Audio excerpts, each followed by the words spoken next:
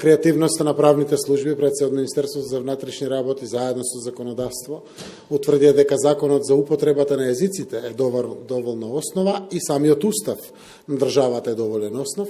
На основа на членот 13, 14 и 23 од законот за употребата на езиците и уставот на Република Северна Македонија се најде правната формулација. 23 август премиерот Заев соопштува владата успеа со креативно решение да ја надмине неколкумесечната криза со неиздавањето лични карти, настаната поради амандманската блокада во собранието на законот за лични карти.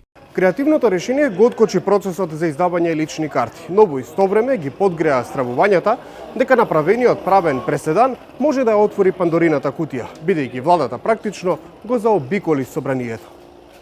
Владата со подзаконски пропис, објавен во Службен весник, го рестартираше процесот за издавање лични карти, но токму тоа е спорно за експертите. Професорката Сладјана Тасева вели дека таквата интервенција на извршната во законодавната власт е недозволива, дотолку повеќе што имаше важечки закон по кој што можеше да се издаваат документи. Некој се земал за право или се дрзнал да ги измени софтверите и сите инструменти за издавање на лични документи пред да се измени законот. Прашањето е каде е одговорноста за таквата постапка. Тоа е сепак голема работа. Промена на тие софтвери оди со тендери и сигурно чини многу пари кои што се потрошени незаконито. И има многу прашања, а најголемото прашање е уставноста на оваа постапка и зошто досега не изреагира институциите. Требаше да има и реакција од собранието, затоа што се загрозува улогата на собранието, и реакција од Уставниот суд, кој што требаше да заземе став по ова прашање. Иако веројатноста е мала, може да има последици за граѓаните на кои што им е издаден ваков документ, ако Уставниот суд констатира неправилност.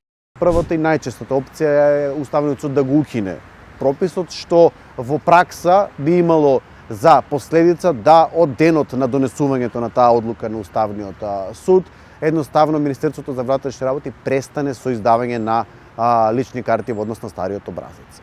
Другата опција е Уставниот суд да го поништи, што всушност значи поништување, ставање на правниот акт како воопшто никогаш да не постоил, односно сите образци пополнети и издадени лични карти едноставно ќе немаат правна сила. Малку е веројатно, искуството ни покажува дека е малку веројатно да биде поништен подзаконскиот акт. Од МВР тврдат дека донесената одлука е во согласност со Уставот и со неа е надминат проблемот со блокадата во собранието. Оттаму појаснуваат дека не станува збор за софтвер за лични карти, туку за интегриран систем за лични документи што представува неделива целина. Системот е составен од хардверски единици, тоест базни станици кои се инсталирани во сите градови во државата каде граѓаните се фотографираат за лични документи. Овие базни станици работат на новиот систем и не може паралелно да се работи и на стар и на нов систем, велат од МВР. Во годината во која што одбележуваме 3 децении независна држава, се чини дека на политичарите им е полесно наместо низ диалог да стигнат до консензус, да се послужат со трикови. Ние се повеќе сме сведоци на ваков тип на изигрување на законите и во другите сфери.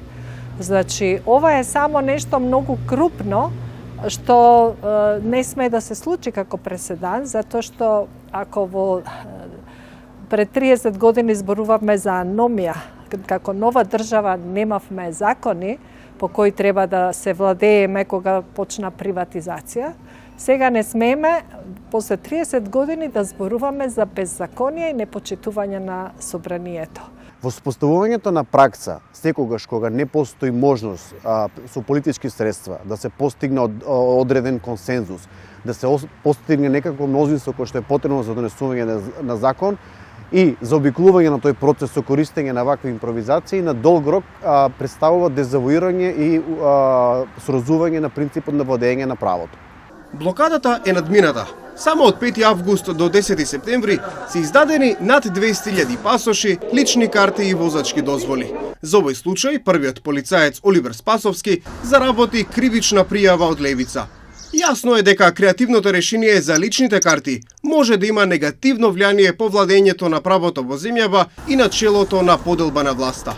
Лесно може да се случи следните владеачки структури, повикувајќи се на овој пример, да се послужат со слични механизми за заобиколување на собранието, што би отворило простор подрибањето на основните уставни одредби да стане практика на власта.